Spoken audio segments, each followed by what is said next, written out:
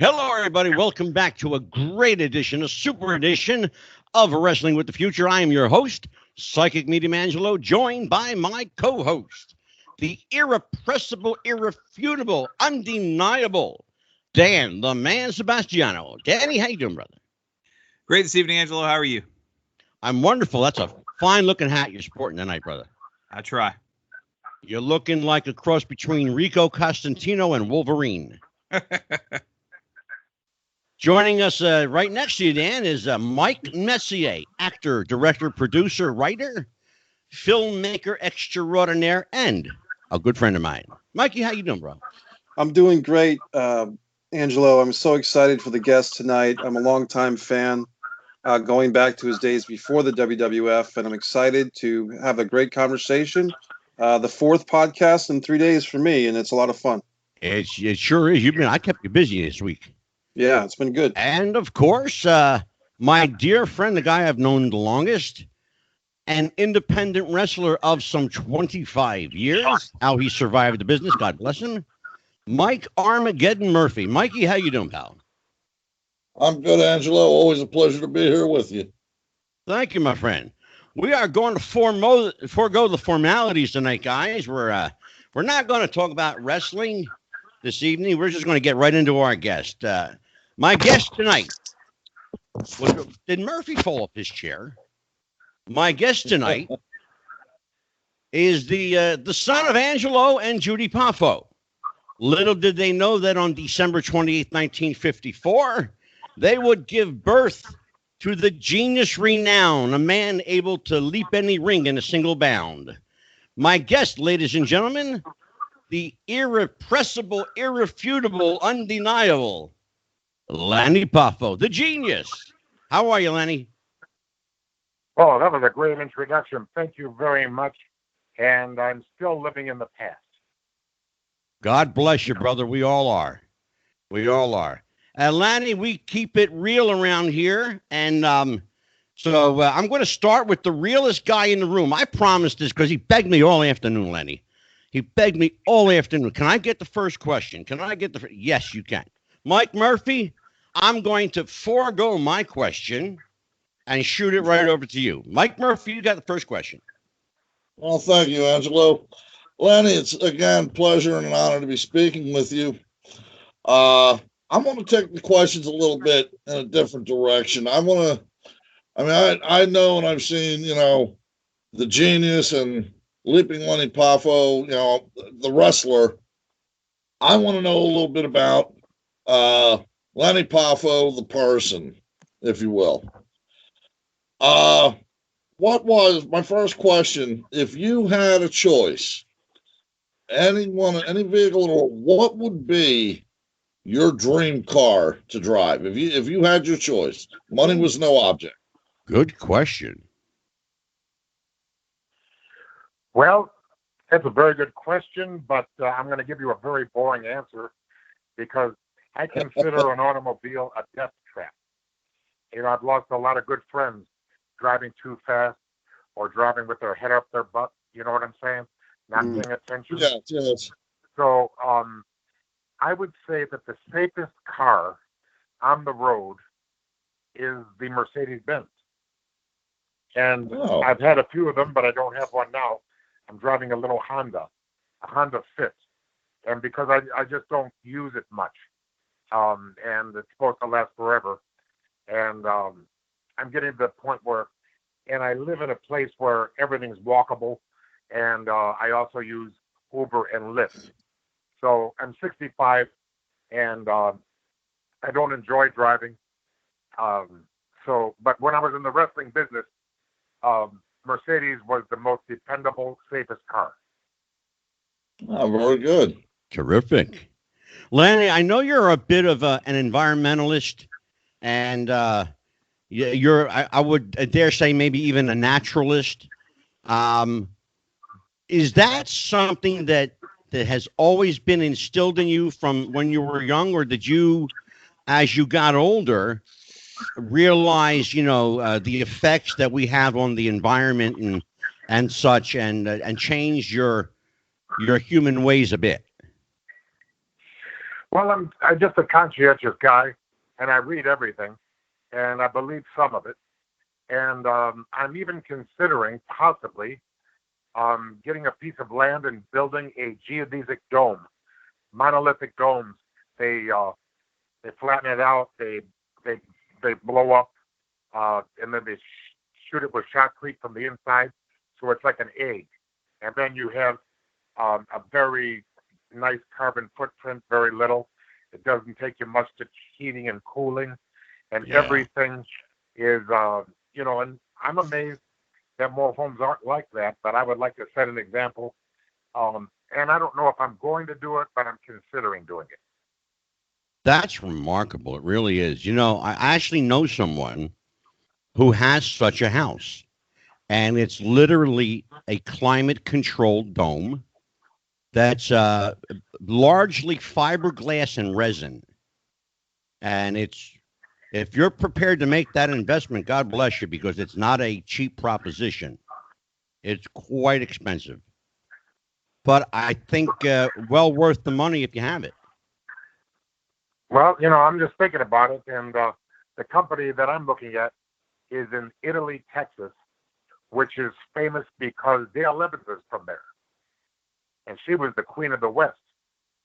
Yeah. Have you heard of Dale Evans? Oh, sure. Roy Rogers' wife. Yeah, correct? Roy Rogers' wife. Sure. Okay, excellent. I'm glad you knew that. Otherwise, I think I'm talking to a couple of jabronis. Well, that was No, we consider ourselves among the most educated wrestling smart marks. I even hate that term, by the way, because if you're a mark, you're not smart, and if you're smart, you're not a mark. It's mutually exclusive. But I was in Dallas for the WrestleCon annexed to WrestleMania, and I wanted to do two things in Dallas. I wanted to go to Dealey Plaza and, try to confirm my conspiracy theories over the assassination of John Fitzgerald Kennedy. And then I went to Italy, Texas to check out the monolithic domes. And maybe I was talking to the wrong person, but I couldn't get a straight answer, and I got a little bit disgusted with the situation, and now I'm considering it again, looking at, trying to investigate. But it's something you want to measure twice and cut once. Yeah, absolutely. I am told, Lanny, that you have a pretty sharp memory, pretty impeccable. That's the word that was used to me. He's got an impeccable memory. So let me throw something at you. You remember, you and I actually met. I met you and met your brother and Liz in Philadelphia, backstage at the Philadelphia Spectrum. We were introduced by my dear friend, Cal Rudman.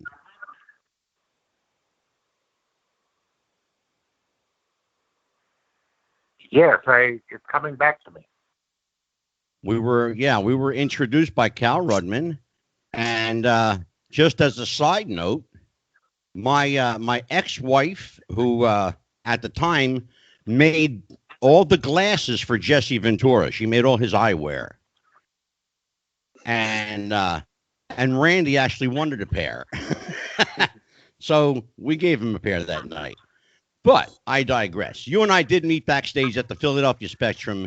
I'm wanting to say somewhere about 85-ish, maybe somewhere around there. Uh-huh. So now I know my co-host Dan Sebastiano's got a question for you. Go ahead, Danny. I do, Lanny. I just appreciate the chance to talk to you. Like I said, the intro's huge fan. I actually had the pleasure of meeting you at a wrestling convention a couple of years back, and you were very nice on all the interactions. And one of the things you said struck me was you talked about a lot of the poetry and famous, easily Mount Rushmore of talkers in the business. You're on it without question.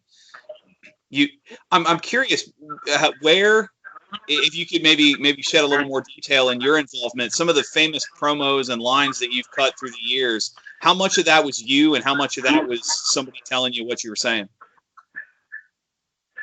Well, in my day, they didn't really tell you what to say. Now they're writing it all for you. So in my day, it was all me.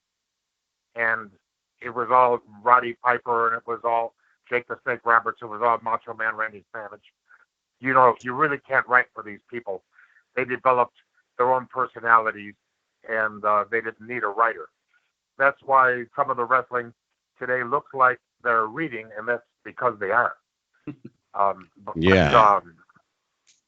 I really appreciate AEW for what they're doing with the show being the elite, and they actually show the wrestlers with their personalities. So, Yeah. you know, if you gotta be yourself and just speak extemporaneously or develop your own character, and you really can't do that if you're reading somebody else's writing. Yeah, you know, Lanny, we actually had a rather spirited debate on the show the other night. Bookers versus writers. So I was going to ask you where you stood on that subject, but I think you've answered that question pretty well, to be honest with you. Well, you lose a lot when you handcuff the wrestler and make him, you know, but I can see why they corporately, you know, with the big business, I can see why they want to control everything. But that's called micromanaging. And I don't think you can micromanage a wrestler. Yeah, I know. I think you're right. If you hog-tie a wrestler, you know, and you bind him, for lack of a better word, you know, a wrestler is a free-spirited individual. They need to be able to use their mouth, their hands, their feet, their body to tell a story. You can only tell so much of a story on a piece of paper. And therein you lose translation. That's always been my opinion. That's always been my belief. I've had, of course, you know, Mike Messier and I have had spirited debates back and forth on that subject matter. But it's interesting to hear someone in the business offer their opinion on it, especially someone who's been around for so long. Yeah, wrestling was my principal source of my revenue for 21 years. And I don't watch it now, and it's not because, you know, well, I'm 65, and in 15 years I'll be 80, and I want to spend it doing what I want to do. I don't want to spend it doing stuff, you know, that I don't want to, that I don't feel, you know, I've got a bucket list a mile long. Sure. And I'm working on, you know, trying to accomplish in my life what I want to. And I've got, you know, I've got a lot of plans for myself, and I don't want to be watching hours and hours of wrestling. And who could blame you? Absolutely. I'm a little saturated, in other words. Yeah, well, and no one could blame you for wanting to actually have a life. You know, and another reason too. I don't spend time writing love letters to Julia Roberts because I know she's not going to write me back. Exactly. So wrestling is a fickle mistress, and I would rather be with women that actually like me. Wow. Absolutely. Absolutely. You know, Lanny, you've had a chance to see the world. You've been all over the place, all over the country, international. You've been overseas. What's the one place, the single one place, if you had to pick one, that you haven't been to that you'd really like to add to that bucket list, so to speak? Well, it would be Norway for the fjords, and I was going to go, and I still might, because I'm going to, hopefully when this virus thing is over, or hopefully, in Halloween I'm going to Liverpool, England, and then I've got some friends from Swindon, England, and we're all going to the fjords of Norway because they haven't seen them either. And that's a fjord is where the iceberg goes through the mountain. It takes millions of years, and it's a very beautiful thing. And I hate to say this, but if you go on YouTube, you can just about see all the fjords you want. You know what I mean? So, but being there is also. Well, I great. was just going to say it's nothing like being there. It's really not. It's Lanny. We have during the course of the week, we put out questions to people. You know, if they had any questions or comments for you, we had a couple of questions actually came in for you, and so these are from our listeners and viewers. Let me rattle one off to you. This is from Dennis Lane. And Dennis writes, Lanny, you wrestled Harley Race in 1978 for the NWA Championship. Was that your first big title defense? And how did you get that opportunity? It was in Chattanooga, Tennessee. I was very excited to wrestle Harley Race, and he led me through one of the greatest matches of my life at the time. So what a professional.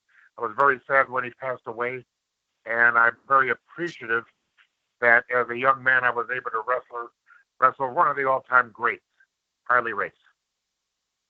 The next question comes from Benny Scala. It says, hello, Lanny. I got to meet you a few months ago in Ocala. I even got to hear you sing. My question is, were you ever given a reason why the Gorgeous George gimmick wasn't given a shot? Just my opinion, but with your track record as the genius, you should have been given the ball and allowed to run with it. That's from Benny Scala in Florida. Well, where in Florida is he? Ocala? Ocala, Florida. Yes, I was there recently working for Dory Funk Jr., and of course he's old enough not to be a junior anymore. So, right. Anyway, thank you for saying that, Benny. However, I wouldn't have done well as Gorgeous George because I bleached my hair and it turned red, and then I bleached it some more professionally too. And by the time it got blonde, it started to fall out. And within a month, I didn't look like Gorgeous George.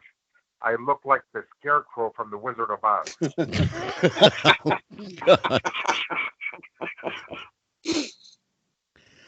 Our next question comes, actually, Lanny, from a mutual friend of yours and I.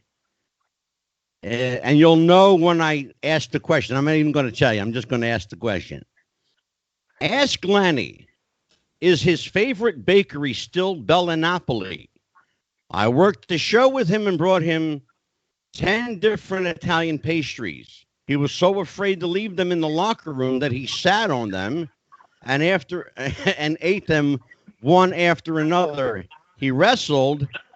I think he loves the place. So let's talk about our mutual friend Tony Villano and what the hell is he talking about? Well, the thing is, Tony Villano, he's from near Amsterdam, New York, and that's where he had his Hall of Fame. Yeah. And he took me to Bella Napoli, which means beautiful Naples. Yes. And Naples is where 120 years ago they invented pizza. Yes. And I think it's caught on a bit. A little bit, yeah. Yes. And so I remember he said, well, what can I get for you here? This is the best Italian pastry shop there is. And I said, look, I'm going to go to the bathroom. You go ahead and order for me. And he did, and I got a sampler of everything they had. And I loved it. I mean, Yeah. And, I'm only half Italian, but I think about my grandmother yelling, "Mangia," So. Yeah. Yeah, actually, Tony told me that. I know Tony, and he's a friend of mine. And I said, I'll ask him, Tony. Absolutely. I said, Lanny, it's funny. Your mother used to tell you manja. My grandmother used to tell me state sì. Oh, Io sono molto contento di essere qui, huh? Well, let's talk a little bit about, I'll tell you, God bless you, brother.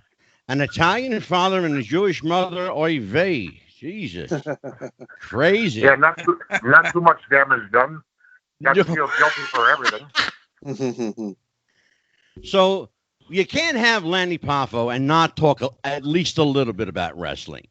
So, it's funny, Lanny, when I listen to you speak, and I've seen a lot of your interviews and heard you, and you're a very articulate guy. And, thank you for dispelling the myth that wrestlers are just muscle heads who can't think. You're quite articulate and very intelligent. Being the son of Angelo Poffo, did you have a choice in whether to be a wrestler or not? Because I'll tell you what, man, I don't know if this was ever part of your plan, but you'd have made a hell of a teacher. Well, thank you, grazie, and everything, but I wouldn't have made a hell of a teacher at all. I don't have the patience for it, okay? and I mean, the best teacher I ever had was in the 5th grade, and she was wonderful, and we're still friends. And I think she's going to be, my God, 85 now, and we're, I still call her for her birthday. She calls me for mine. And let's back up a second. Let's just back up a second here. Your 5th grade teacher is still alive, and you still communicate with her. That's remarkable. Well, I really liked her. And the second day of school, she says, "Mr. Poffo, I need to see you at 3:20, which is when we got out of school." And she says, "Lanny, I've had you write 2 papers. Tell me about yourself and how I spent my summer vacation." And what you wrote was just wonderful. You could be a great writer. And I said, "I could?" You know what I mean? Wow, that was so great. And so then I was like the Casey and the Sunshine Band, but the baby ain't seen nothing yet. Every time I wrote, it was to be a great writer. And she got me conscientious about my writing because she discovered me. It's like a self-fulfilling prophecy.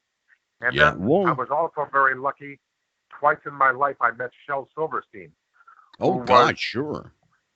He wrote The Giving Tree, Light in the Attic, Falling Up. He also wrote some fantastic songs that people don't know. He wrote the Unicorn Song. He wrote A Boy Named Sue for Johnny Cash. Yeah, sure did.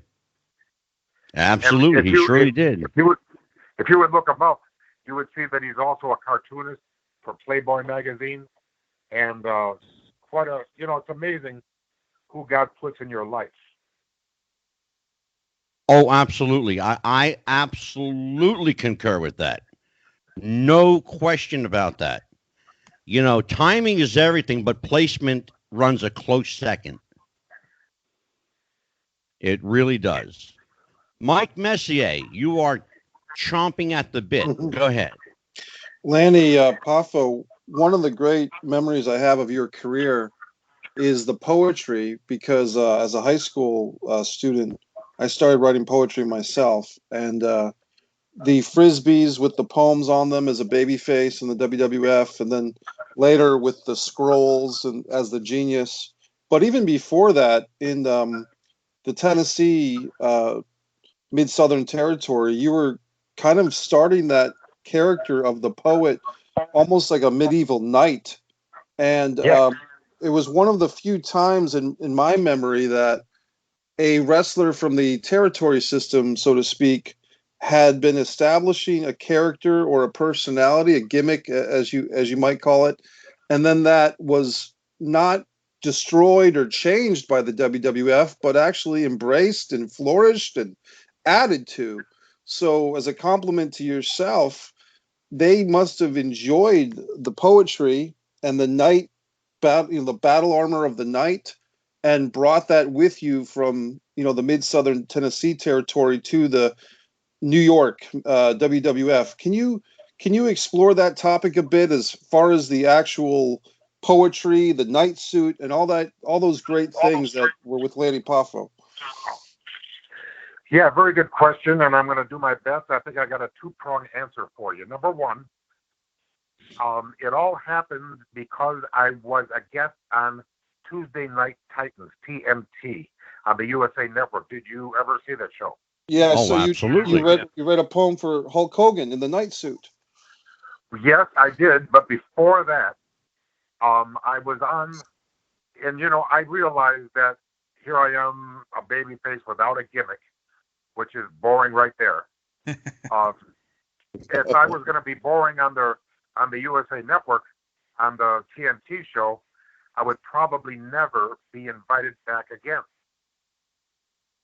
So I decided, well, there must be a way that I can be. So I decided I'm going to play my aces. So I got my suit of armor, and I walked out there, and I had written a poem for the occasion. And I said, look back through the annals of history and the Wrestling Hall of Fame, men from all nations with courage to spare, who struggled to carve out a name. Now compare these high standards of valor to those infamous knights of yore. With bravery staunches their armor, their glory both legend and lore. My medieval connection with wrestling relives that magnificent past. Though mindless skeptics may snicker and scoff, the winner is he who laughs last. Alive with the love of wrestling, I appear on TNT between Vince and awful Alfred, the hottest show on TV. I'm not your average wrestler, but I wouldn't want to be. I never scream or kiss my arms. I'm happy just being me. I call myself Leaping Lanny. I validate what I say to every single wrestling fan who's watching USA. Yes, I believe in miracles.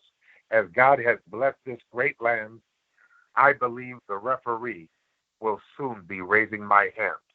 And then we went to commercial, and during the commercial break, Vince says, Lanny, that was great. From now on, you do a poem before every match. And nothing like a little pressure, right? Well, I tried to act a little blasé about it, but inside I was going, yes. I got a gimmick now.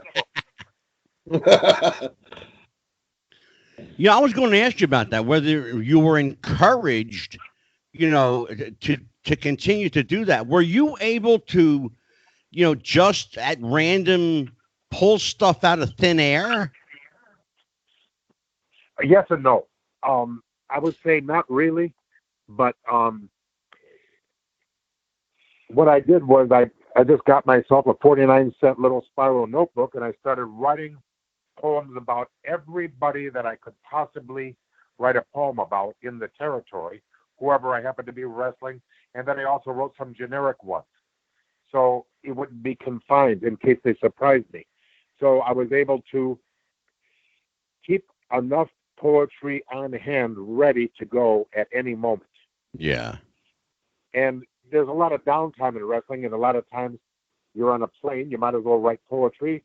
So I wrote poetry every day, so I would always have enough so I could CYA, cover my butt, sure. in case I was surprised. Absolutely. Dan, go ahead, brother. Yeah, Lanny, I was hoping you could expand on that. Mike brought up a good point about the territory and the character. As far as the artistic side, I was hoping you could expand on how the mindset goes writing a face poem versus writing a heel poem. Is it the same mentality, or do you have to kind of put yourself in a different mindset?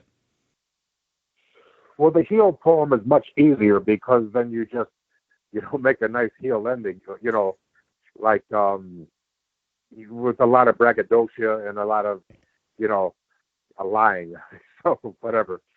So, yeah. But the babyface poem, do you guys know Al Costello? Ever hear of him? Yeah, the Kangaroos, absolutely. Okay. Yeah. The fabulous Kangaroos.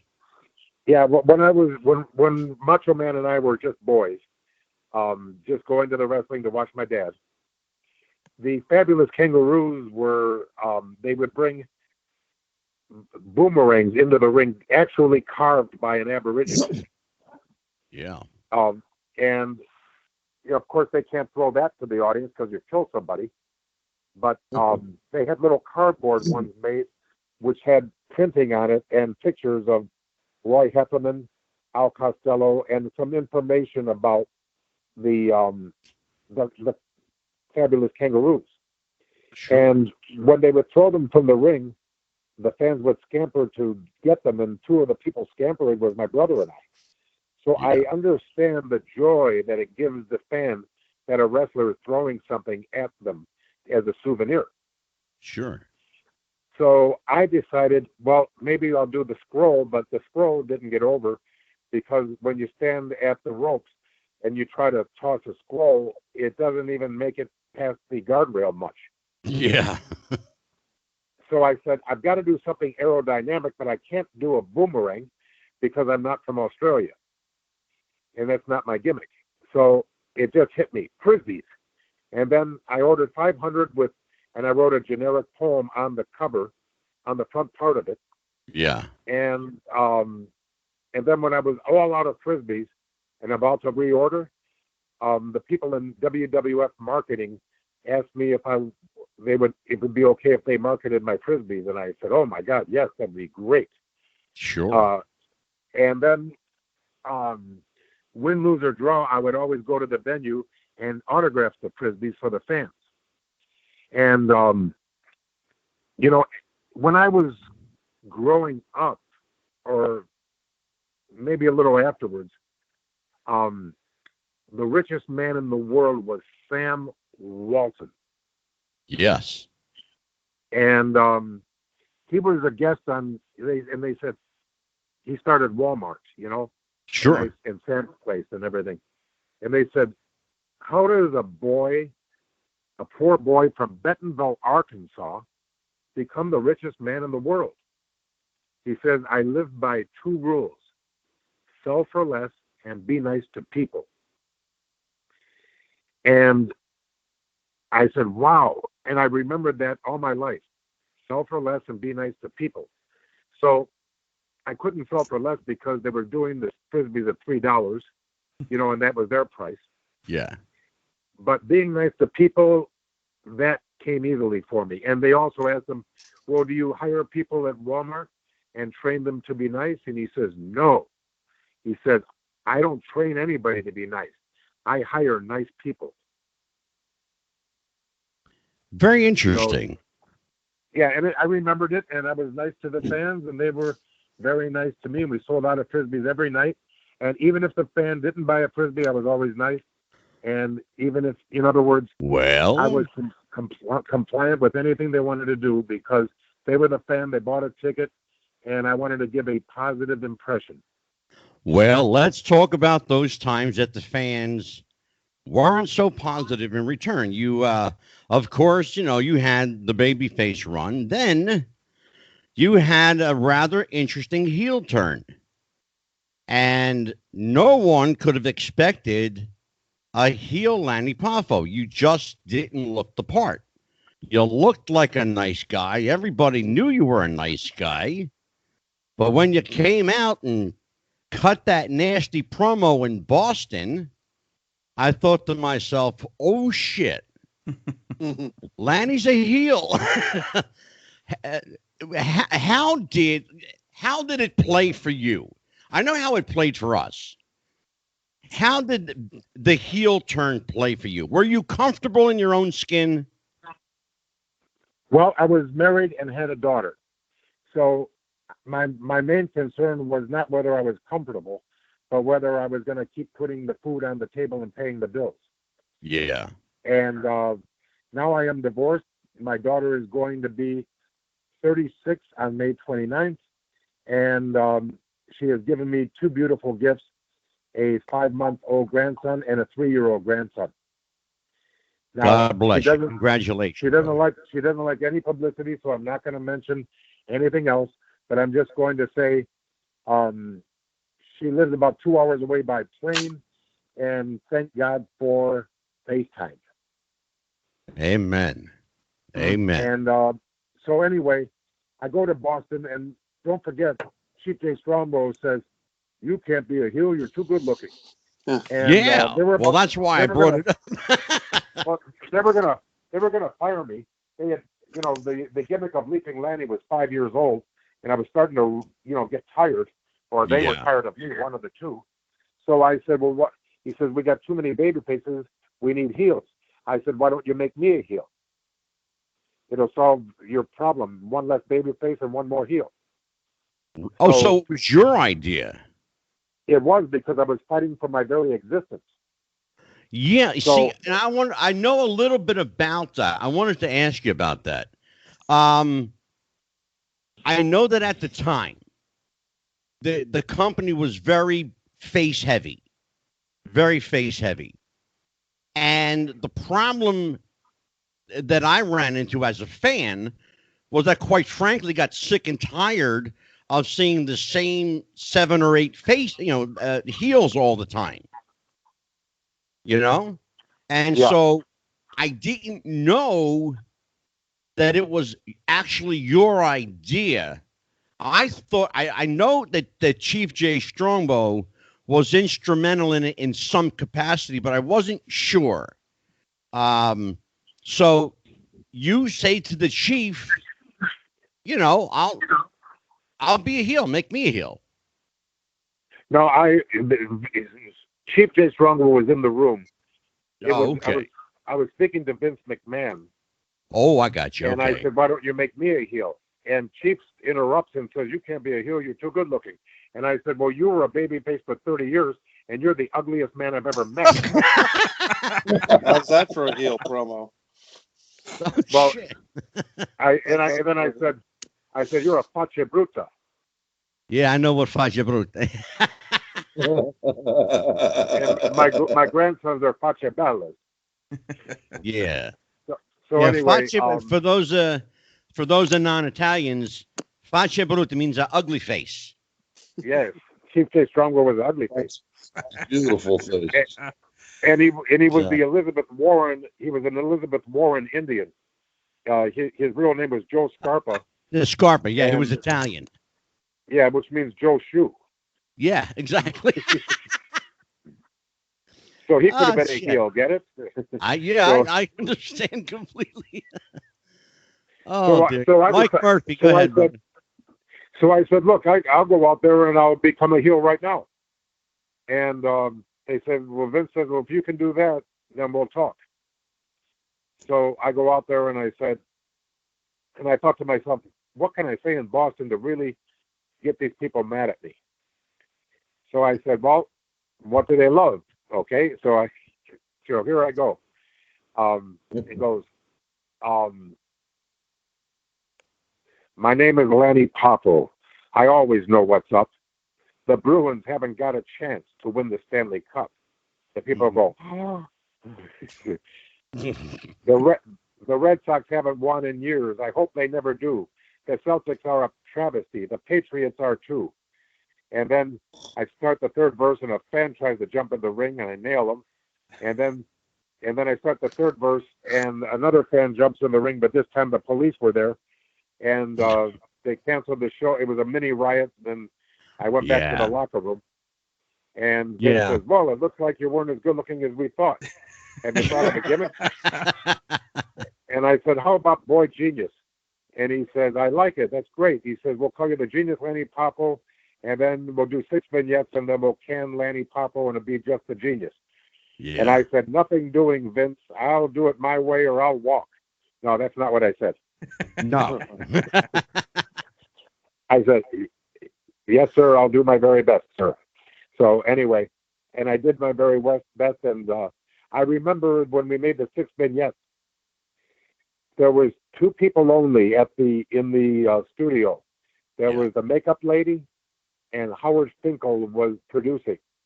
And what a fantastic person he was, and I'm so sorry he passed away a few weeks ago. Yeah. Big loss. Oh, yes. But I understand he was very ill. He had a few strokes, and he was in like a home, toward the end there. Yeah. So maybe it's for the best. Yeah. Unfortunately, Howard's last few years weren't good. Sadly, they weren't good. Did you visit him at all, or do you know anything? No, I knew people that were very close to Howard. I'd met him a couple of times over the years. But I know that he had an increasing amount of health issues He had diabetes. He was, largely overweight. He had other internal. He had stuff that I'd rather not go into, but he had a lot of stuff going on with him. It was just a lot to deal with. Yeah, he had a lot to deal with. I'll tell you privately this week. I'll give you a call. But there was a lot going on. Mikey Murphy, I know you're over there salivating to talk to Lanny. Lanny, two-part question. One, as far as wrestlers to work, who was your favorite wrestler to work? And did they ever run the idea of possibly having the Genius tag up with Mr. Perfect? Okay, the Genius did tag up with Mr. Perfect. You're probably thinking of it. You're probably thinking about tagging up with the Macho Man, which the only time we were in the ring together is when I coronated him the Macho King and wrote a poem for the occasion. And the only other time I had anything to do with him professionally is when I inducted him into the Hall of Fame in 2015. Right. So those were the two times that our shadows crossed. The best, when I was Leaping Lanny, the best heels that I ever worked with were Harley Race, Terry Funk, Bob Orton Jr., Jake Roberts, and believe it or not, Kamala. Oh, yeah. Okay. Sure. And although it was a different type of match, it worked for me. I loved it. And as a heel, of course, my favorite person to wrestle was Hulk Hogan, because after 21 years of being either a big fish in a little pond or a little fish in a big pond, I got 4 months of main events in the WWF, and I'm very appreciative. I wasn't chosen because I was special. I was special because I was chosen, and I was chosen by Hulk Hogan, and I will never be done being appreciative to him for all he's done for me. Lanny, what do you make of what Hulk's been going through the last few years? Life hasn't been good to him. Or certainly the public perception of life hasn't been good to him over the last couple of years. Well, he had everything going for him, and then his son got in an automobile accident, right? Yeah. And and that ex-Marine got himself. You know what? I visited the. I go to the Veterans Hospital sometimes, and that's where I met John Graziano. And and his family was there, and it was awful. It was horrible. Yeah. I mean, I would beg you to take a pillow and put it over my face and end me, because a plant has more awareness than that boy does, Yeah. So anyway, I don't mean to, talk like that, but it was but look, like I said at the beginning, Lanny, we keep it real here. Okay, well, I'm going to keep it real. Wear your seatbelt and drive the speed limit, and don't be racing around like a fool. Absolutely. Because this happens to this. First of all, if you do everything right, you can still get killed. Yep. Yeah. But why would you want to do everything wrong? And it's better to take a minute off your life than take your life in a minute. Absolutely. Yep. No question about it. Words of wisdom. So anyway, his son got in trouble and went to jail. Then he got taped, saying something that he shouldn't, and then he suffered the ramifications of it. And the thing is, I still love and respect and am appreciative to Hulk Hogan, because I was the stick of gum on the bottom of his shoe that he couldn't get off for 4 months. And because of that, I have 2 main events in Madison Square Garden, 1 in the Philadelphia Spectrum, and several all over the world. Lanny, he could have chosen anybody to play that, adversary against him. Why did he choose you? Were you ever given a reason by Terry as to why you were the guy he wanted? Well, I don't know for sure, but I'm going to take a guess, because almost everything in my life was enhanced because I am the brother of the Macho Man Randy Savage. And Right. at the time, they were friendly. And possibly that was the reason that they did Randy a favor by helping me. And Randy was always looking out for me. And I know that you said don't ask about anything but me, don't ask about Randy and everything. But, you know, I'm going to tell you, Angelo, I have a little bit of survivor's guilt. Do you know what that is? I do. Actually, I lost a sister, so I can absolutely relate to you.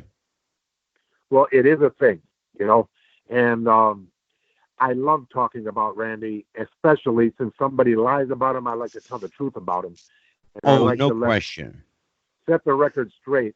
And Yeah. then what I liked about doing the speech for the Hall of Fame, I didn't talk about what a great man he was, but what a good man he was. And that's what the fans needed to know. Mm-hmm. And you know what? I want to stop you there for a second because I did absolutely catch that. I've listened to that speech probably a half a dozen times in anticipation of this interview. And I want to make it clear, you could speak about anything you wish. I was making it clear to my panelists and the guys that I work with on a weekly basis that Lanny Poffo has done innumerable interviews over the last several years. And I get to hear Lanny talk about Randy and Randy and Randy. And I want to hear Lanny talk about Lanny. I certainly understand survivor's guilt. As I said, Lanny, I lost a sister at age 58. So I can absolutely, you know, put myself in your shoes in that regard. But let's be honest about it. You know, you're the older brother now, and you have a life, and your life goes on. And you have a story to tell, and it's your story. You know, part of your story, of course, is your brother.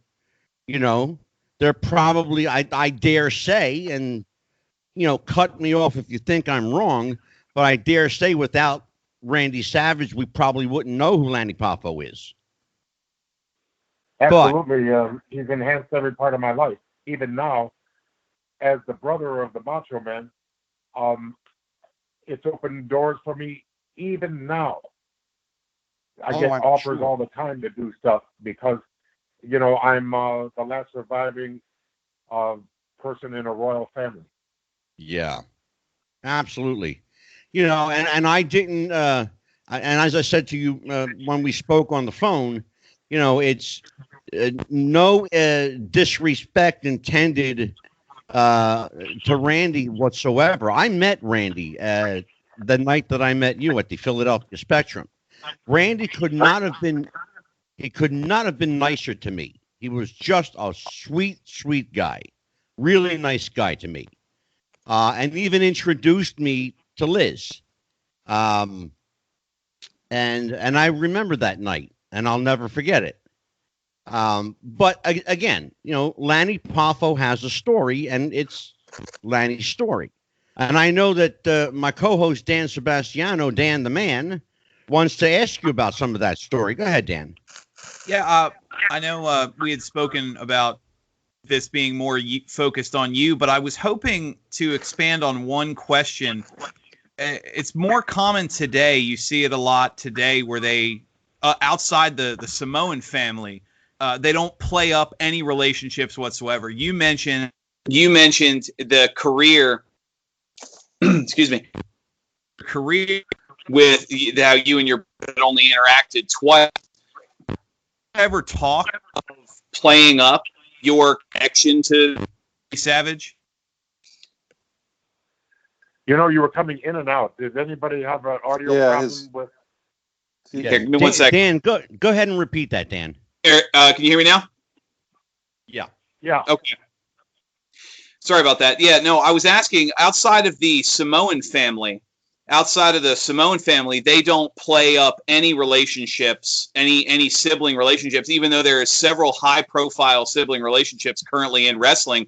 I mean, I would say outside the Rhodes brothers, obviously, but you mentioned you and Randy had only interacted twice. Was there ever a plan or talk of really playing up that, hey, the genius is Randy Savage's brother, especially during his Macho King run when that would have been a really natural pairing? Well, what I did was I used to just show up, shut up, and do the best I could. And whatever bones they would throw me, I would take advantage of. I did it for 5 years, and then they made me the genius. I got 4 months of main events out of it, and then when the program was over, I started spiraling downward until I was eventually wished luck on my future endeavors, and I think you know what that means. Sure. You're fired. Absolutely. Okay, and then I was rehired with the Beverly Brothers, and then I was gone forever in around 1994. And I look back, it's one of the, I was very, very happy. I have no complaints. I got to see the world, Australia, New Zealand, all throughout Europe, Asia, everywhere in the United States and Canada. How many people get to travel like that, and it doesn't cost them a penny? In fact, they make money. Absolutely. You know what saddens me is that that WWF slash WWE at the time didn't take full advantage of the fact that you and Randy are siblings. It seemed to me your time in Mid-South, of course, with ICW and Mid-South Wrestling, Jerry Lawler in Memphis. Not only did they acknowledge the relationship, but they actually played it up, including having your father involved in certain aspects of your angles. Why did that not translate to the Northeast, Lanny?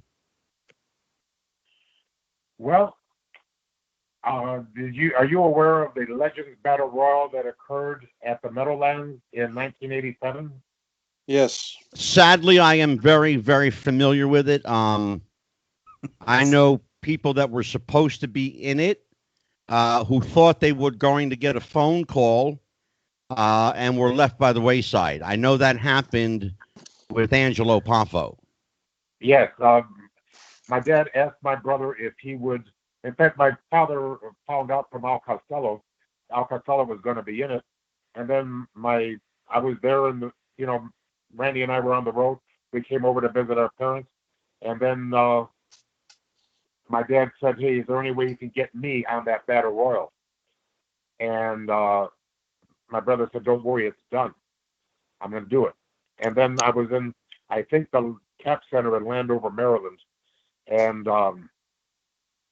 so what happened was Randy comes up to me and he says, they're not going to let Dad into the Battle Royal.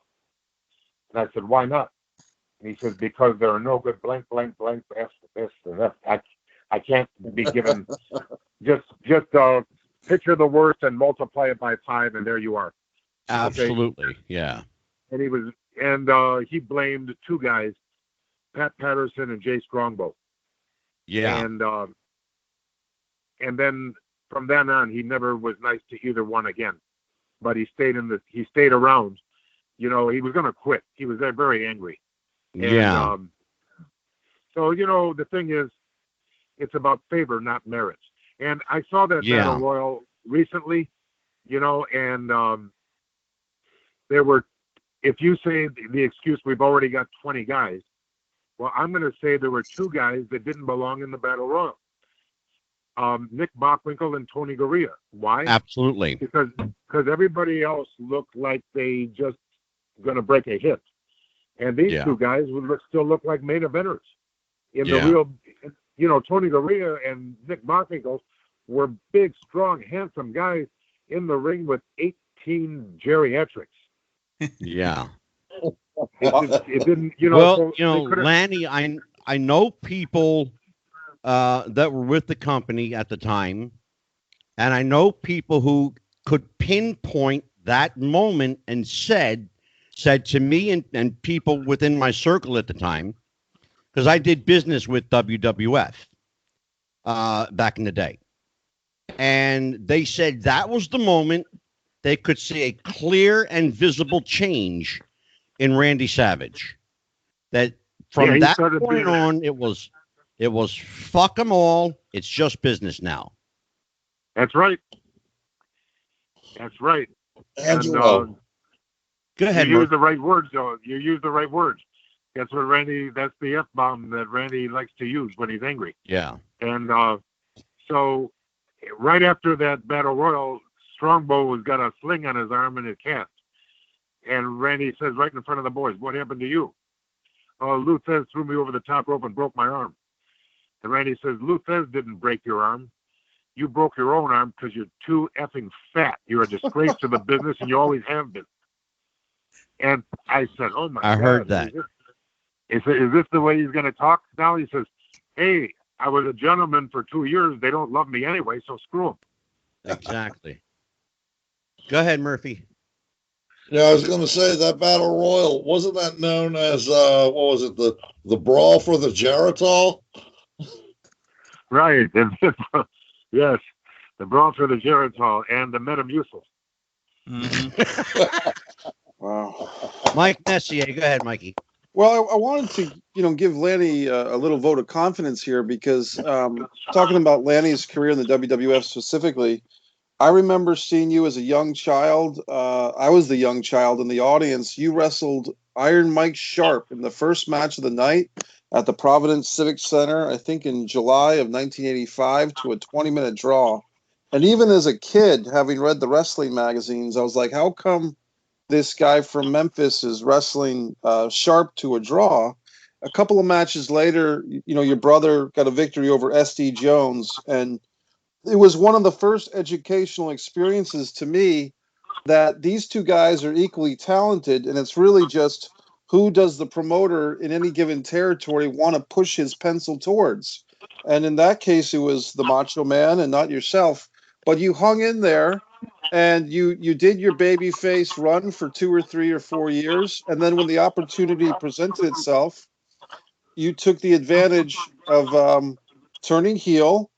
And similar in a way to Bret the Hitman Hart, who started off in the opening match or the second match of his show, Bret Hart at one point became a main eventer. And with your victory over Hulk Hogan on Saturday night's main event, you went from the guy wrestling Iron Mike Sharp for 20 minutes to the guy beating Hulk Hogan via countout, but nonetheless a victory over Hulk Hogan on national television, worldwide television, which really only 3 or 4 guys ever did in that WWF Hulkamania run. So you got to give yourself credit, Lanny. It's not just because you were somebody's brother or son. You did a lot of work on your own. You kept yourself in great shape. For a guy who was not 6'9", but you held yourself in there quite well with the Giants. I think you have to be pretty proud of your own individual body of work. Well, I look back on all of it with some pride and very little regret. The only regret I have is I felt in 1989 when I was getting ready to be the Genius, I had a little adventure with a drug called decadurabolin, which is a steroid. And Yeah. I'm not telling you this because I'm proud of it. I'm telling you this because you have a big audience and maybe somebody out there is considering taking steroids. And I'm here to say, please don't. The health is more important than the wealth. As a matter of fact, without health, you're nothing. Absolutely. I got away with it, but I'm warning you and your audience, whoever's thinking about it, please don't. Well, I you know what? Picking up on that point, I remember seeing you in Philadelphia a few times, and then for, I don't know, probably 6 or 7 months, you disappeared. And when you came back, brother, you were jacked. You were jacked up. Yes. And I thought to myself, what the hell is he doing? Because, exercise and hanging and banging and saying your prayers and eating your vitamins, brother, will do so much for you. But, a shot in the ass with Deca will do a hell of a lot more. Did you feel the ramifications of that? And how did that newfound physique translate into your work or lack thereof in some cases? Well, it was right after my match with Hulk Hogan. I was in the shower, and I took a good, honest look at my genital situation, and Yeah. my testicles had shrunk to the size of raisins. Uh, And I decided, you ever play Monopoly in jail or just visiting? Mm. Yeah. Okay, in jail or just visiting. Well, it was either I was on main events or just visiting. Yeah. The only reason I wrestled Hulk Hogan is because Hulk can't work with Hulk Hogan. So he needs somebody else to wrestle. He's always needs an opponent. Sure. Well, Right. I was his opponent, and I'm thinking to myself, well, I got to the pinnacle. I'm just visiting, and now I'm going to take the needle out. And when Yeah. I did, all those beautiful jacked muscles looked like a balloon at the end of the party Yeah. and deflated. Well, it wasn't oxygen; it was water. Yeah. Absolutely. So anyway, um, so when I took the needle out, I noticed I had a lack of libido or sex drive, but I was married at the time, so it made no difference at all. Okay then. Any of the married men on the panel want to comment on that? I'm keeping my fucking mouth shut. Yeah. No comment. Lanny, can I follow up on that topic? If without putting anyone under the bus there on that topic, was that something, the steroid use or abuse, was that something in the locker rooms that was prevalent in the mid 80s, late 80s, early 90s? Was that something that was kind of a running concern or a running topic? Were guys concerned about their physique so much that they felt self pressure or exterior pressure to take substances like that? Well, I guess it was legal back then, and this was before the big scandal. Hang on a minute, Sure. Amazon, stop. Okay, they started. For some reason, they thought I wanted to hear some music. I got Alexa, but I changed its name. So anyway, yeah, there's a lot of even when I got myself all jacked up, I still had the worst physique in the locker room. I mean, you had Ultimate Warrior, Warlord, Barbarian, Tony Atlas. How many? Everywhere you looked, there was another muscle guy. Sure. Mm-hmm. So I was at my best. I wasn't one of the best, in the muscle department. Yeah. Go ahead, Dan. I was hoping to steer the conversation a little bit. We were talking a minute ago about your promo in Boston. I want you to know, while not involved in the business, the persona that I have doing panels and various other things in wrestling commentary is the smartest man in the room, heavily inspired by you. I want to commend you that I could spend hours writing some of the statements I would have to make or some of the promos. The fact that your famous promo in Boston was literally, I'm going to go turn heel now. Bam. That is, like I said earlier, Mount Rushmore of talkers. But speaking of being the smartest man in the room, I was hoping to expand a bit on your famous contract with WCW, because you were talking about as the years went on. That was brilliant. First time I actually ever met you was at an event sponsored by WCW, and like most fans, I didn't even realize you worked for the company. I was hoping you could kind of expand on that story, that part of your career. Well, Randy and I had something in common. We had both been taken to the cleaners in our marriages. Randy more famously with Elizabeth, me privately, but the story's the same. You start over. And Randy had an idea for me to be Gorgeous George. He wanted me to bleach my hair. I even got a what do you call that? Hair weave or something. A little bit more hair in the back. Oh yeah, weave. Sure. Yeah. Extension. Whatever it was, and Yeah. it was professionally done.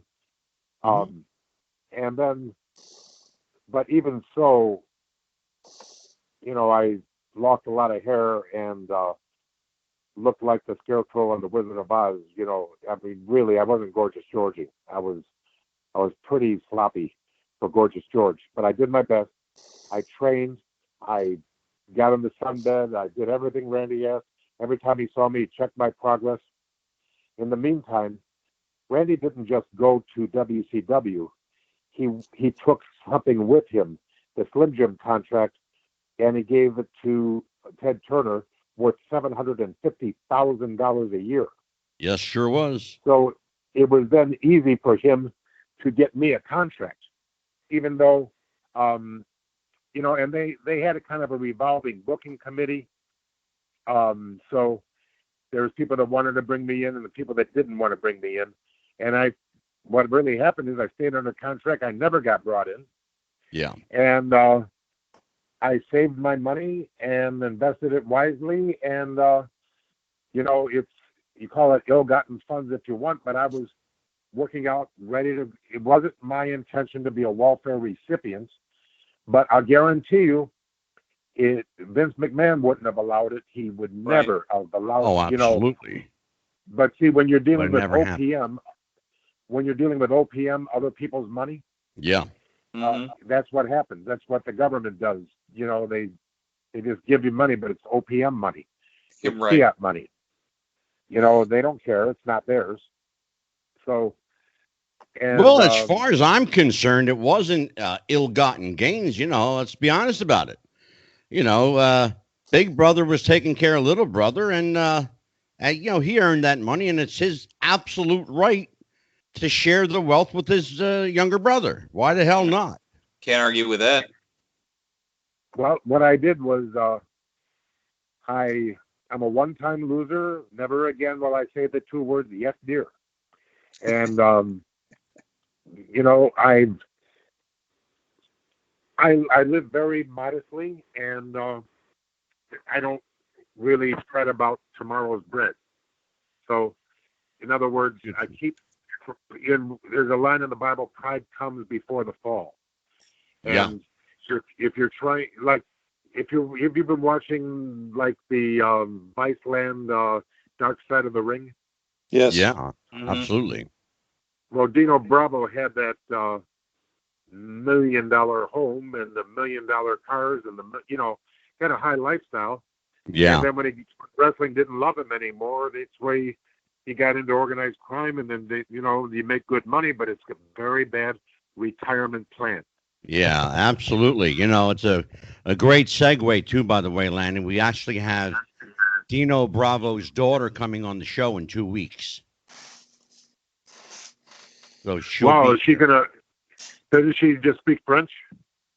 She speaks French and English. She speaks a little bit of English. Okay. But we will have an interpreter here for her. Mr. Murphy, you said you got an Irish name, but you said you're French. No, that's Messier. That's French. No, not French. That's Mike Messier. That's French. That's me. No, Mike Murphy is Irish, but he's got like Italian grandmothers and relatives. Mike Messier, we're trying to figure out what he is. I'm French, but I saw Dino Bravo's daughter. Maybe I'll learn French in honor of her, Angelo, if I'm on the panel that night. There's too many mics on the show, Angelo. She's actually a full-blooded Italian girl who speaks French. Well, if I could ask another question to Lanny. Of course you can. Well, on this topic, Lanny, because you brought up the Dino Bravo thing, and one thing that was really heartbreaking as a pro wrestling fan in the late 90s, we started seeing gentlemen like Kurt Hennig, Rick Rude, Bam Bam Bigelow's Junkyard Dog in a car accident. So many guys from that Rockin' Wrestling or golden era of wrestling that you were a part of. So many guys in that generation passed away for one reason or another before their time. And of course, your own brother, the Macho Man, years later, although he had a great run in WCW, before that. But of those guys that I just mentioned, how does that feel for you? Because I'm getting to the age myself where a lot of my friends are passing away at young ages. How did you survive that?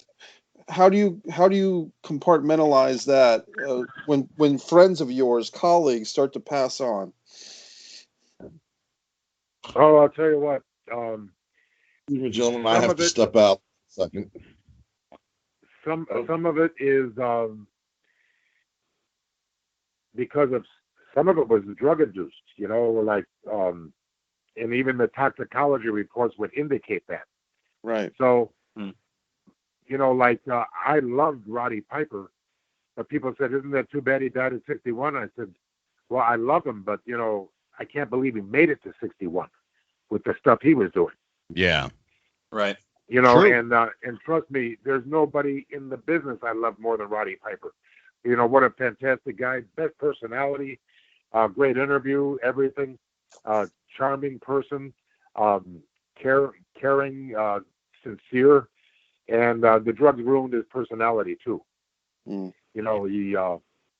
He had a lot more to offer and I hate drugs. Yeah. And absolutely. He called it too, Roddy Piper. A couple of years before he died, he was doing an interview and he mentioned the pension plan kicks in at 65, and he just kind of was like, "But I'm not going to see 65. We all know that." And it's just a throwaway line, but he called it.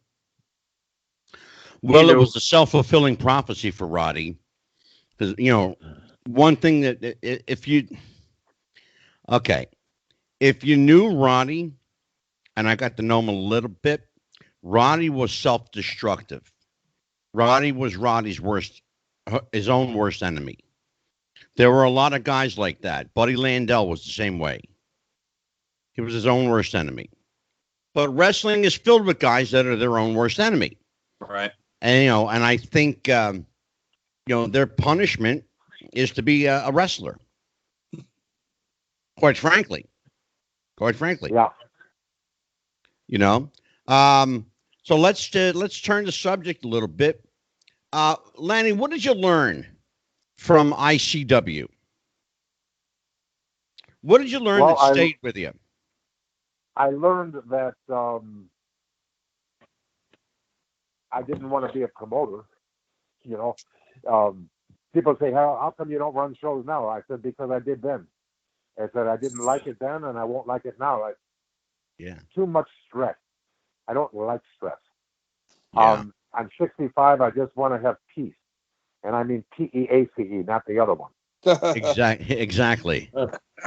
Exactly. I hear you, my friend. I hear you. Well, go ahead, Mike Murphy.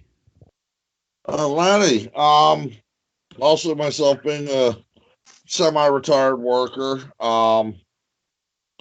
what was, and we all know in the business, you're going to get hurt eventually. It's not avoidable. What was the worst injury you ever sustained, while you were in the business? I was wrestling Big Boss Man every night. He was trying to get over we were in Newfoundland it seemed like a forever tour of Newfoundland. And the first time I wrestled him, he kept doing that Bubba Slam. Oh my God. And I said, "Hey, can you stop that? You're hurting me." And he said, "No, I got to keep doing it as I'm trying to get over." And I said, "But there's no TV cameras in Newfoundland. You can set your hair on fire and nobody will care here." So anyway, he kept doing it, and I kept hurting my neck. And, now I can't even shoot baskets because it aggravates the injury that he gave me.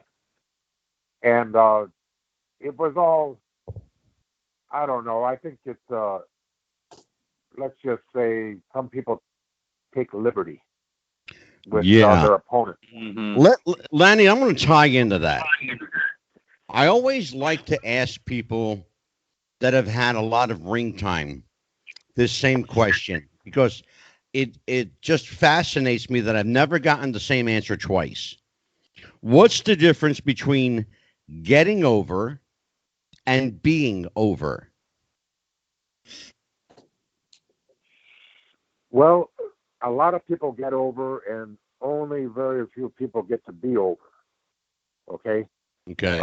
Once you get a certain level, you become wrestling royalty. In the 80s, it was Macho Man, Hulk Hogan, Ultimate Warrior. and Roddy Piper. And then the 90s came, and it was The Rock and Stone Cold. And you can go on. And you know what I mean?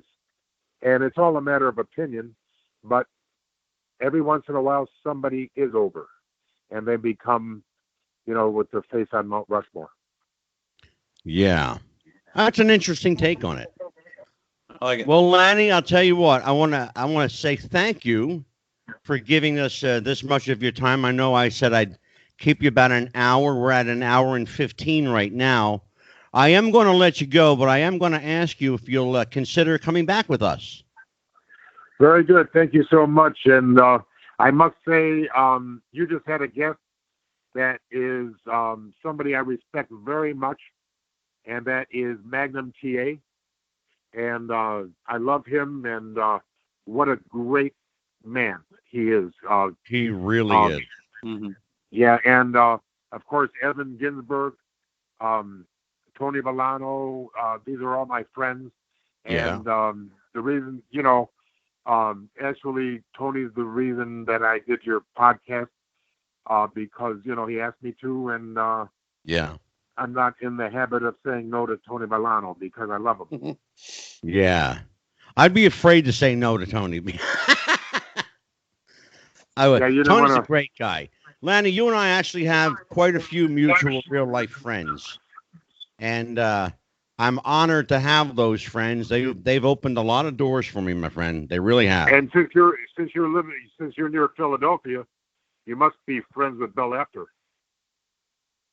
Believe it or not, I don't know Bill.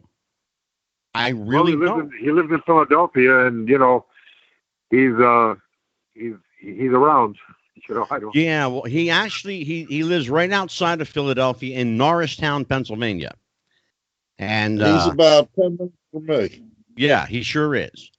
I know people who know him very well. I've actually, believe it or not, in 48 years in the business, I have never met Bill Apter, and that's a shoot.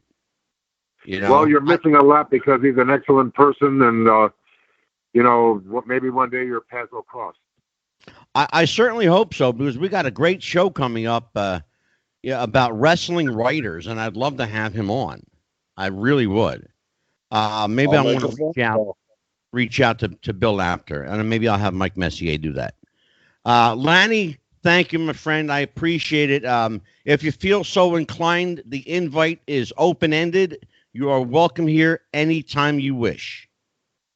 Thank you very much. You guys have a beautiful day, and thanks for a very good interview. I enjoyed every minute of it. Thank you, Lanny. Thanks so much, Thank Lanny. you, Lanny. Take care, my friend. Lanny Poffo, everybody. Bye-bye, Lanny. That was a great interview. Great interview with Lanny Poffo. Absolutely. Well, I'll tell you what, Dan. Yes. We've been racking them up on the show here lately, brother. Yeah. It's been a good run, and he mentioned, within the span of a few days, Magnum TA, Evan Ginsberg, and Lanny Poffo. That's a hell of a week for any show. And wait a minute, and one more. Don't forget Nikita Brezhnikov. That's right. Yeah, Mikey had an interview with Nikita for the Refs Roundtable. And Mikey, that interview that'll be airing tonight. It's actually already up on YouTube, but it's going to hit the audio platforms, our iHeartRadio, iTunes, Spotify, Stitcher, Google Play, TuneIn, Podbean, Podbay. Who the hell am I missing? I think lot. Apple Podcasts. I think you're on there. Yeah, Apple. Yep. If you can find a podcast, we're there. Yeah, pretty much any platforms. Over 100. 122 worldwide, Dan. Yep. And let me share some news with you.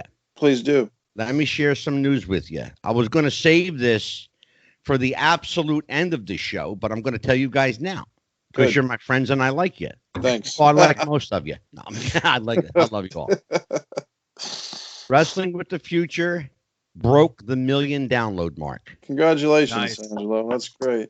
And thanks to the audience. 1,042,717. Was that awesome. Was that for all the shows for the week? That was as of airtime tonight for the week. Yep. That's awesome. Yes, sir. Well, thanks to the listeners, Yes, because without the listeners listening, then we wouldn't have anybody. Yeah, the ever-growing audience. Yeah. I know, Angelo, you kind of half mentioned it in jest, but it is legitimately one of the fastest-growing wrestling shows. I didn't mention it in jest, brother. I was serious as a heart attack. That's just serious. We are a growing player in the podcast market. It's amazing. You know, Jeff the Ref used to call us the little podcast that could.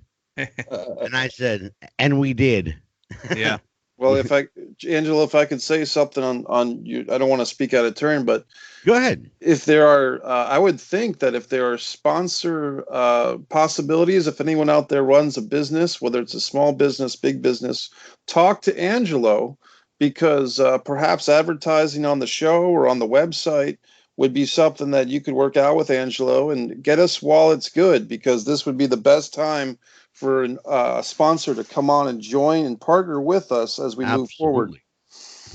Absolutely. Mm-hmm. Also, yeah, we're always open to, to be honest with you, I have a full plate. I really do. Yeah. And in fact, Dan did, and by the way, you did a hell of a job last night. Well, thank you. I liked the flow of the show. I like the fact that you just sat back and let Evan talk, because all you got to do is you ask Evan Ginsberg one question. Right. Yeah. It's a night off for you, brother. It's a night off. It really is. He had a lot of good stories. I'm glad I got that chance. Oh my God, you have barely scratched the surface with Evan. Please, are you kidding me? You could do a 5-parter on Evan. He'll never tell the same story twice. I love Evan Ginsberg. But I've had, I've got such a full plate and I've got so much going on. And yesterday, and I just want to say, everybody, I missed being on the show last night, but you know what? I needed the night off. You deserved it. And then to give Angelo credit here on behalf of everybody. And my wife got a chuckle out of it. She said, since when are you on assignment? She says, you're sitting here in your pajamas. I said, shh, I'm on assignment. Well, tell you what, But no, I was feeling like shit yesterday. I couldn't move. My back was killing me. It was, I just had a couple of rough days. Man, and I went and had that whole story written up about you being on assignment. Less than a day later, you're breaking kayfabe on the show. Well, look at that. The real scoops happen here. We said you were out hunting new guests for the show, Angelo. You should have let us bring in the best content. We said you were out. Well, it's a no kayfabe zone. You know what I'm saying? No kayfabe zone. But no, I spend a lot of time working the phones. I would love to be able to go out and, grab a sponsor. I simply don't have the time. I just don't have the time to do it. That's why they should be coming to you, is what I'm saying, that if the sponsor is out there listening, they will come to you. Come on. They will come to you. Bring it my way. I'm here. We'll take some Blue Chew money. We'll take some little blue pills or whatever. Look, right. Harry's Club, Harry's Razor Club, Blue Chew, audio books or whatever. I'll take them all. It doesn't even have to be themed. One of the main sponsors of the drive-through, the Jim Cornette podcast, is Manscaped, which is specifically a shaving those areas. Hey, look, hearing Jim Cornette pitch a testicle shaver is always my highlight of my week. Let me tell you, this show is open anytime for a ball manicure club. Anytime. I think it was the members of. I gotta get going. Okay. You better sit your ass right there. By the way, speaking of sitting your ass right there, don't start with me. Can you take a piss before the show so you don't get up in the middle of my show? I'm calling you out in front of 100,000 people now. Shut up. I took a piss before the show. All right. Well, listen, I'm going to put Dan on. You don't forget, Dan is my co-host now. He's got authority. Okay. Yeah. Okay. If I put him on you're in trouble, pal. Okay. You're in deep shit. Right. He'll rub them sideburns all over your ass. You'll be in serious shit then. You'll have chafe burns. You won't be able to sit down on that motorcycle of yours. Yeah. At least my feet can hit the ground. Oh. So let me tell you, we have had an amazing couple of weeks. We got a lot of stuff coming up. We've got holy shit, we got Sam Houston coming up, Brian Pillman next week. Brian Pillman Jr. Yes, let's distinguish. Yeah. We've got be thoroughly impressed if we had Brian Pillman on the show. Yeah. We've got a couple of very special episodes of the Refs Roundtable discussions coming up. So let's talk about tonight's show. That was really remarkable, and Lanny gave us, very, very generous with his time. He gave us a lot of time tonight. Yeah, I said to him, he goes, "How long you want to go?" I said, give me 45 minutes to an hour, and I'm a happy camper. He gave us an hour and 15 minutes. I can't ask more than that. Yeah, and so with Mike everything, Messier, what do you think? I think the funny thing is, and Lanny said it about halfway through the interview, survivor's guilt. And look, I mean, something that maybe all of us can relate to in one way or another, and maybe the younger members of the audience can't relate to that yet, and that's good. Yeah. But when you're talking about your older brother, Macho Man Randy Savage, passing away in a horrible car accident and a heart situation. People that never met Randy Savage still talk about Randy Savage and miss Randy Savage. Yeah. And this is his brother. They were brought up together, not only in the business, but in life, in the family, eating dinner. Oh God, together. yeah.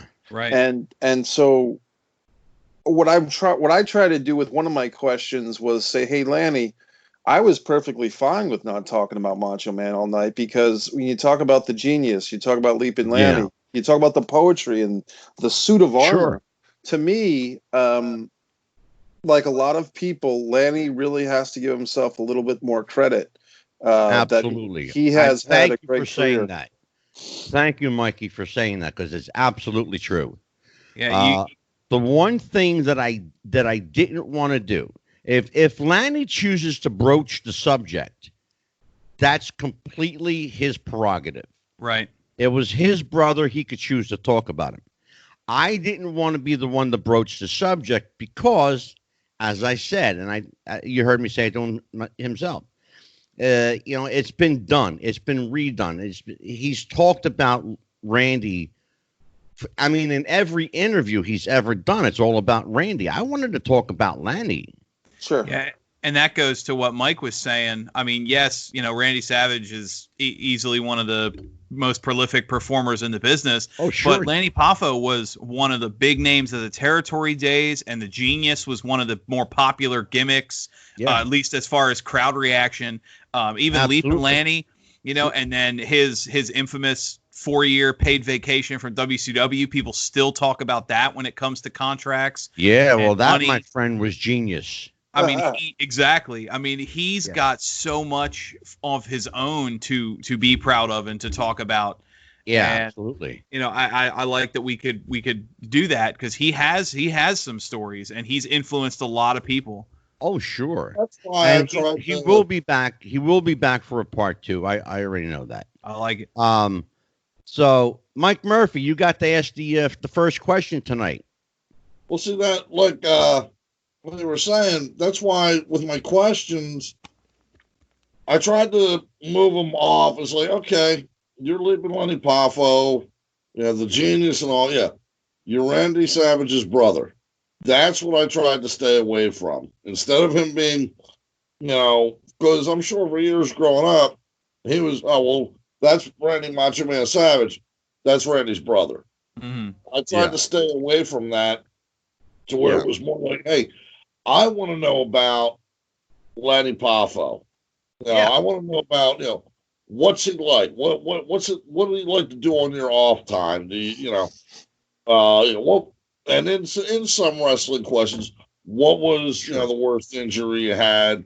Who was your favorite wrestler to work? Mm-hmm. That kind of thing. and make it mostly about him. Yeah, I think we did a real. I'm going to compliment all of us. I think we did a really good job of mixing it up, without bringing it down too much. For the most part, Right. Mike Messier is giving me that look of guilt. There's no guilt on my end. I thought it was a great discussion. I think No, it was a good discussion.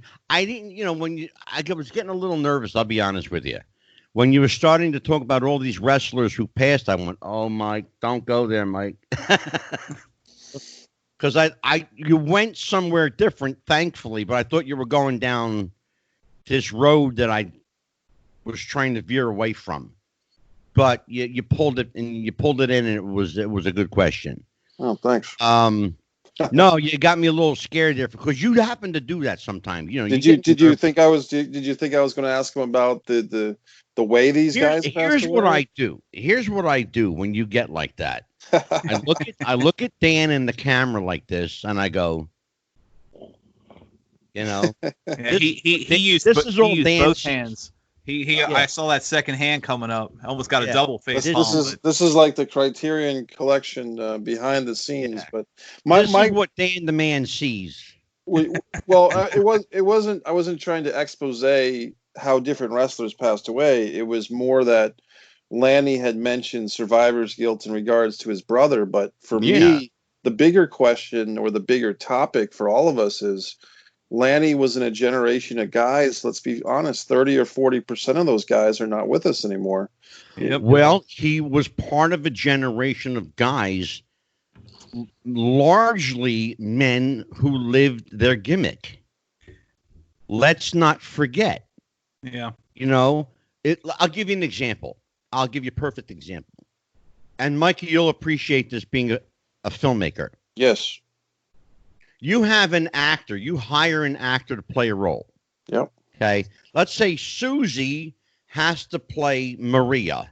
Okay. Okay. She plays Maria on camera. When you say cut, she can go home and be Susie again. Right. Okay. Randy Savage can't go home and be Randy Poffo. Correct. He's Randy Savage. Yep. Okay. Hulk Hogan can't go home and be Terry Bollea. Right. He's Hulk Hogan. In other words, the point I'm making is these guys, they have to be who they are 24/7. You can't go out in public and say, "Oh, no, I'm not Hulk Hogan. My name's Terry Bollea." Because everybody looks at you and goes, "Bullshit, you're Hulk Hogan." Right. And just to touch on some of that, Angelo, and you know as well as I do, you were in the business for all the years, and me being in the business, even in the indie circuit. Yeah, absolutely. Face and heel. If you're a face, you sign autographs outside and stuff like that. Of course you do. Yeah. But if you're a heel, you got one of two choices. You can either walk out and push people out of your way and be the heel. Yeah. And say, get out of my way. You're all trash and that kind of thing. Yeah. Or you can sit back in the dressing room for an extra hour, and while they're wait for everybody to go home down the ring, you're sitting there waiting so you can go out to your car. Yeah, I know. Because you really when I was face, I remember one quick story in particular. I was in Dillsburg, PA, at the big event center, and that's actually what it's called. I know. I know. I was engaged to a nice young lady, and her aunt and uncle had come from Hamburg out to see the show. Yeah, got them tickets and all. I was with SSW, and we were getting ready to leave, and I was a face at the time. Yeah, and we were leaving the crowd, we were leaving through the crowd, and this little girl comes up to me and asks me for an autograph. And I'm like, sure. I write something out to her. Well, then another one, and then another one. Yeah. This girl's uncle was trying to talk to me, and she grabbed me. She says, "Look, we might as well go to the car. He'll be along. He's not going to leave here until anyone who wants his autograph has it." Yeah. It's a rule that I picked up and I touched on. when Lanny was saying about taking care of the fans. Yeah. When I was a face, I wouldn't leave an arena until anyone who wanted my autograph had it. Right. Yeah, and that's your job as a face. That's what you get paid for. You remember something? You get paid for the night, not the match. Exactly. Let me make that clear. I'm going to say that for every indie wrestler watching the show. You get paid for the night, not the match. That means from the time you get to the building to the time you leave the building to the time you get in your car, you're on the payroll. You're on the clock. Yep. And if a kid comes up and says, "Can I have an autograph?" Your answer better be yes, absolutely. Okay. Oh, your job doesn't stop when the bell goes ding, ding, ding. Right. I told a kid who was green in the business. I was at the Wanacue Children's Hospital. We were doing a free show. Right. And this kid came up to him and asked him for an autograph, and he's like, "Sure." I don't even remember what the guy's name was. It was actually his first match. It was a battle royal. He turns around and looks at me and goes, "Man, I can't believe it. I just signed my first autograph." I said, "That's cool." I said, "Remember one thing." Mm-hmm. So what's that? I said, "If you learn nothing else in this business, they want your autograph. Absolutely. They don't need your autograph." Absolutely. And he thought about it, and he's like, "Yeah, I get that now." I said, "There you go." It's a pretty simple proposition. That's how you get yourself over. Yep. And that goes to what you were asking about with getting over versus being over. Being over. There's a big difference between getting over and being over. Okay. Some people don't have to work at it. Some people have to work at it really, really hard. Right. Okay. Randy Savage didn't have to work at being over. He was over. No, he was over from get-go. Yeah. Exactly. Lanny, on the other hand, had to work at it. Right. Not everybody has Randy Savage's physique. Over and stayed over. I think it's a That's testament. The difference, Mike. Go ahead, Dan. It's a testament to the performers too, because you have to think of Randy Savage, this larger than life, the with the look and the sounds. Like, okay, I could see that making sense. Yeah. Then you in a vacuum, think about the mentality of we're gonna have a good looking guy wear a cap and gown and read poetry. That's on paper sounds like a terrible idea. I know. But it works because you had the right person doing it. There are so many good gimmicks and so many good people through the years that have gotten over. And when you think about it, in a vacuum, they had no business being anywhere near the card, but It worked for them. And we've seen hold on, Mike. We've seen time and time again the perfect gimmick on the wrong guy. Yes. We've seen that historically time and time again. Right. We talked and they go over like a fart in church. Exactly. It came up on the show last week with not easy. People don't understand, Dan. They don't understand how much work goes into getting someone over. Right.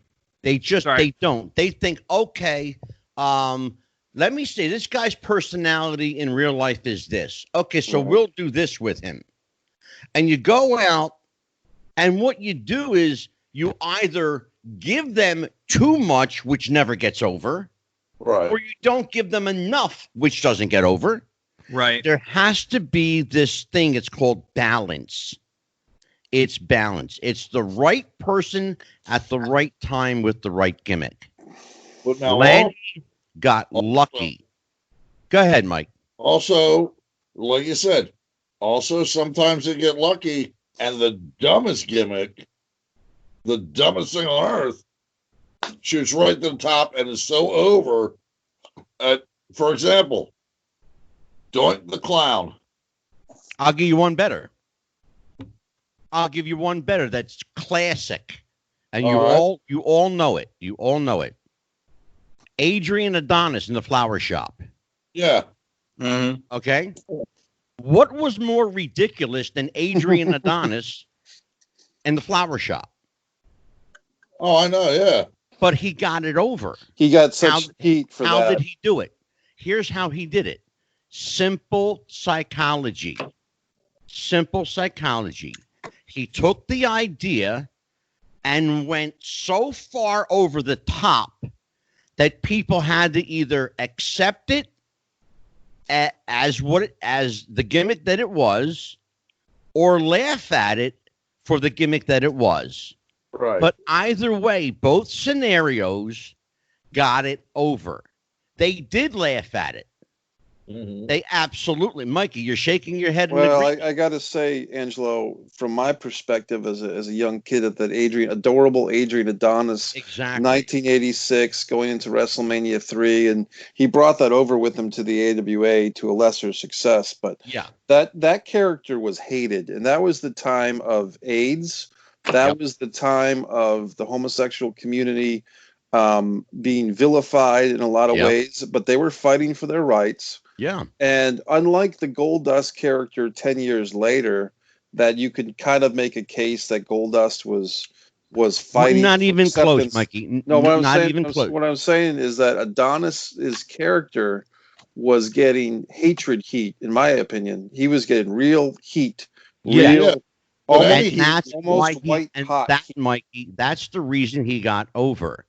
You can't make the comparison to Goldust, because Goldust, by his very definition, was androgynous. Well, I was going to say, you didn't know what Goldust was. But my point to bring it up was that and Goldust, you weren't supposed to know. Well, that was the whole point. Right, but Goldust was almost getting cool, like Vanguard, David Bowie as Iggy Stardust. And therein lies the difference. Therein lies the difference, because adorable Adrian Adonis was hated, and that's what got him over. Remember something. It doesn't matter if they're talking about you good or if they're talking about you bad, as long as they're talking about you. Talking about you gets you over. If people are talking about you, you're over. How long you stay over depends on how long they're talking about you. Go ahead, Dan. Well, no, I was saying that's a fair point in relation to Goldust, because Adrian Adonis was very much I guess the modern term they call it go away heat versus the crowd reaction. But yeah, and I got a problem with that term. Because there's no such thing. So do I. There's no such thing as go away heat.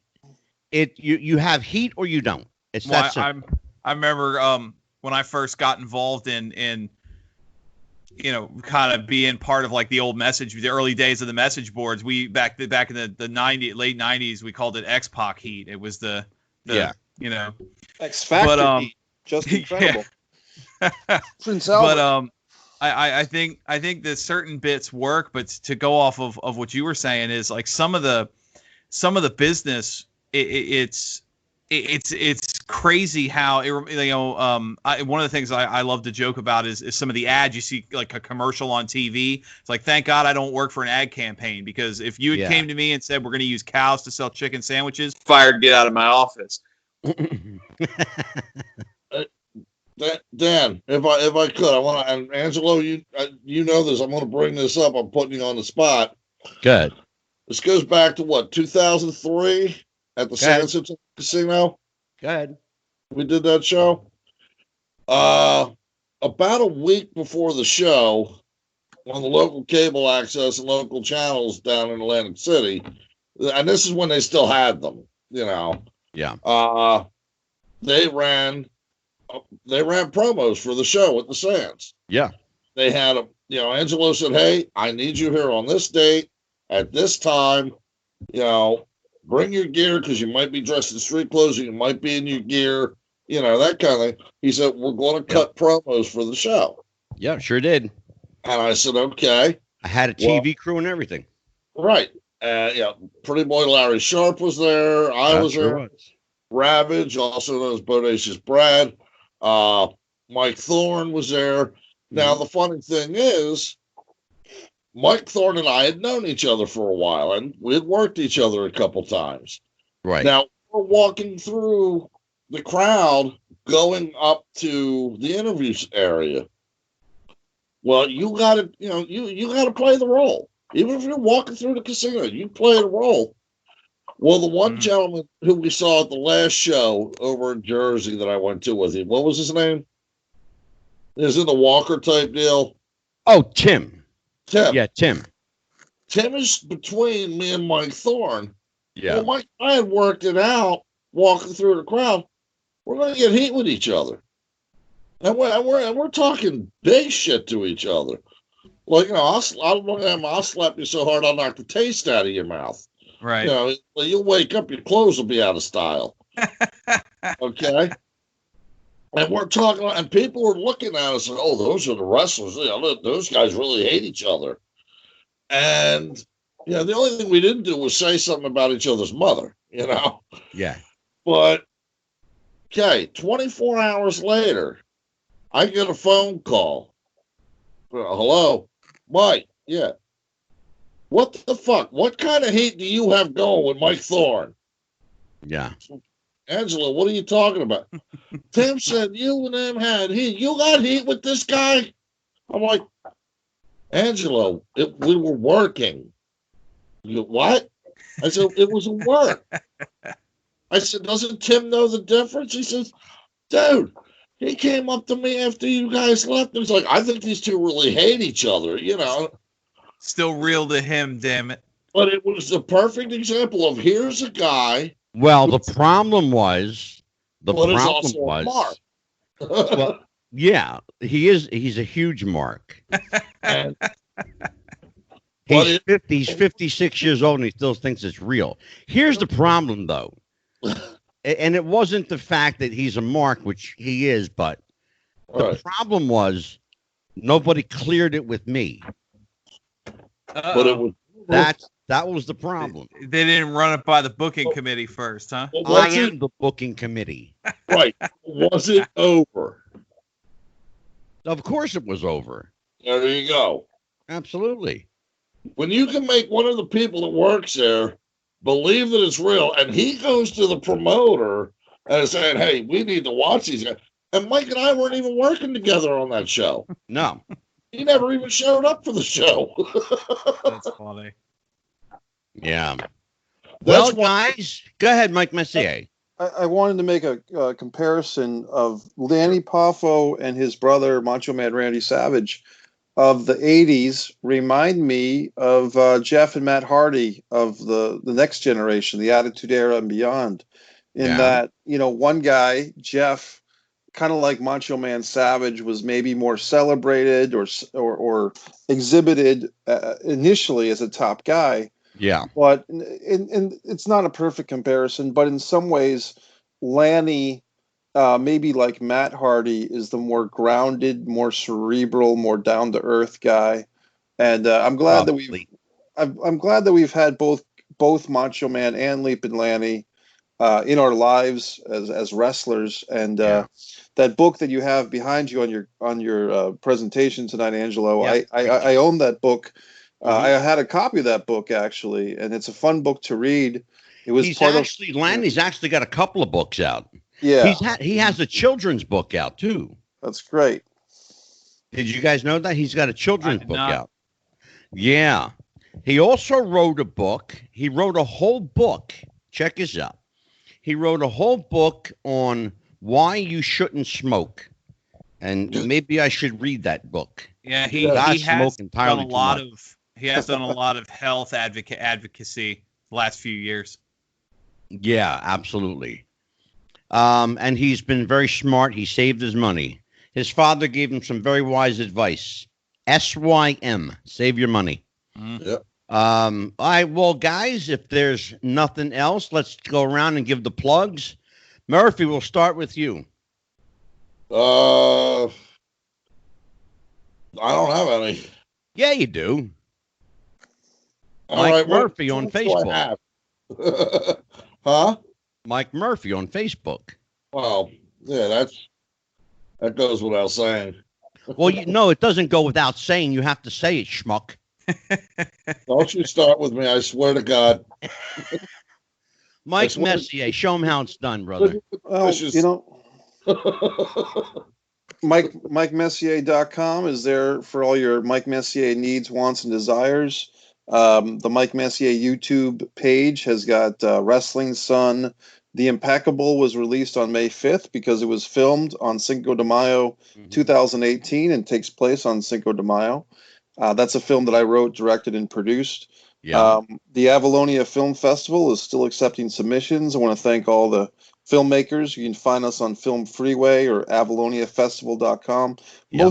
Most importantly, last night I taped a very special episode of the Refs Roundtable with Nikita Berezhnikov, and that's available now on the Wrestling with the Future podcast family. We also taped an episode with Dan the Man and Evan Ginsberg of the Wrestling with the Future podcast. And just happy to be involved. It's been a big week here for the podcast team. And just keep on trucking there, everybody. MikeMessier.com. That, my friend, is how you get yourself over. There you go. Dan the Man. You got to find work. Mike got himself over so hard he plugged the first episode I hosted. That's right. There you go. Good. Took my thunder. No, like Mike said, check us out on YouTube. We also have our Twitter page, Wrestling Future. That's Wrestling No G, Wrestling Future. I'm on Twitter now at @theman_WWTF, and we have our Facebook groups. Check us out wherever you can find your podcasts. And I appreciate that. And by the way, you did a hell of a job. Again, I want to say thank you for hosting the show last night. It was a great show. You and Mikey did a great job with Evan. I enjoyed it so much that I'm going to have you do it again. Uh-oh. And yeah, you're going to do it again. And I'm going to tell you who you're going to interview right now for the whole world to see. We'll find out live together. Are you pulling a name out of the hat like Lethal Lottery Battle? No, I will be on the show, but I'm going to sit back and be, just a participant. Gotcha. Mikey and Dan are going to interview Scott Teal. The writer, correct? Scott Teal, the writer. Yes. Yeah. Very accomplished writer in the wrestling genre. Yes. I will be on the show because it's my show.